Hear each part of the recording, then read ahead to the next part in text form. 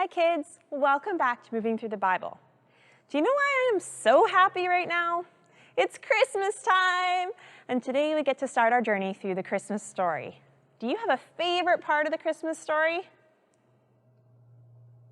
That's great. For the next couple weeks, I am hoping you can help me on a hunt for baby Jesus.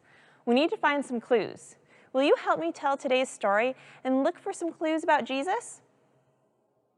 Oh, thank you. We will have to listen very carefully while we move through the stories. Let's get started. Find a spot where you can see the screen but be able to move around freely. And go. Perfect. Now we need to find our handy-dandy tool to get us into the Bible story.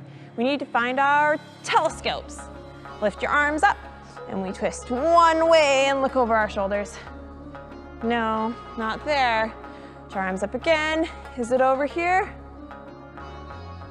No. There it is.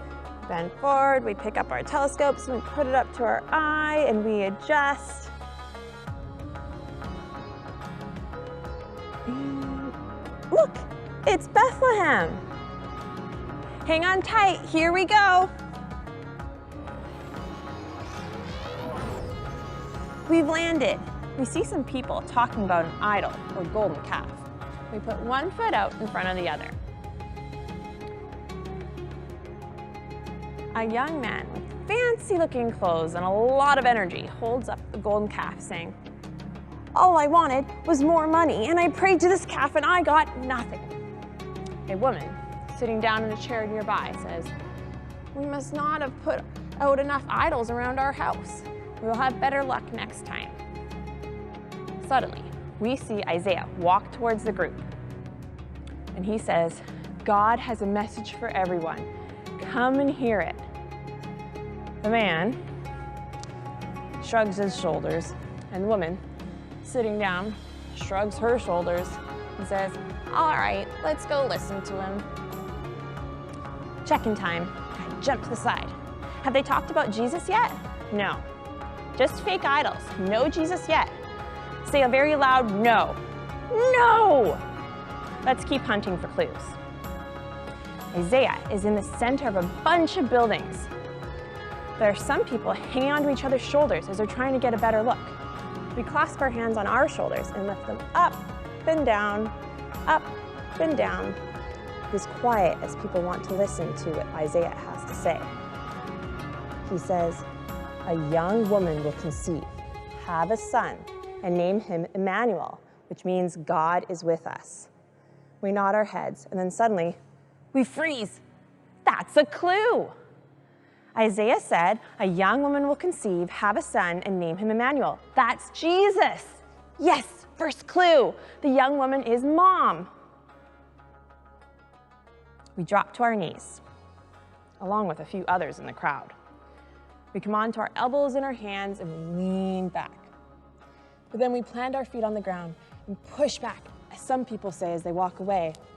"Well, that's a nice thought, but I care more about things that are happening now. I just want to get rich." Ouch. Will Isaiah be hurt? Nope. He keeps on. He lifts up a curtain and talks to another group of people. These people are making bread. They look hopeful to see Isaiah. Sit down with your feet straight out in front of you. They are taking the dough and throwing it down on the table, our legs. And then they push it forward and back, forward and back. Then they try to quickly finish what they're doing before Isaiah starts talking. So they start kneading super fast. Go, go, go, really, really fast. But then Isaiah starts talking and they go very slowly. Isaiah says, "Unto us a child is born, and he will be called Wonderful Counselor, the Mighty God, the Everlasting Father, the Prince of Peace, a King who is in charge forever." Very good, very good. Keep kneading, keep kneading. Wait! Freeze! That was another clue. Jesus is going to be the mighty God, a king. So now we've got young mom, a peaceful God, a forever king, Jesus. We need to move into a different book of the Bible now. Let's pretend to be camels. We come onto our knees, standing up tall. And we place our hands on our lower back. We roll our shoulders back as we look up at the sky. Did you know camels make some silly sounds? Stick your tongues out a little and blow a raspberry sound as you exhale. And you do a really good camel. We heard that a young woman will be baby Jesus' mom, and we heard that the baby Jesus will actually be a king. All right, we made it. We are now in the book of Micah. We haven't moved in time at all. This is still hundreds of years before Jesus was born. So we have to listen carefully for any more news about Jesus. We are out front of a temple or church that is closed and boarded up. We stand up, we cross our arms in front of one another as if we're boarding ourselves up like the temple. Micah is standing on the steps of the temple, speaking to a group of people. We will have to slide in so we can hear what Micah is saying, see if there's any more clues. Spread your feet wide and point your toes out. Bend one knee and lean or slide to one side, and then the other. We're getting closer. Lean more, and then the other side. We almost made it. And here we are. We are super close to Micah. We move our feet together and listen as Micah says with his hands stretched out high, "Out of Bethlehem will come a ruler."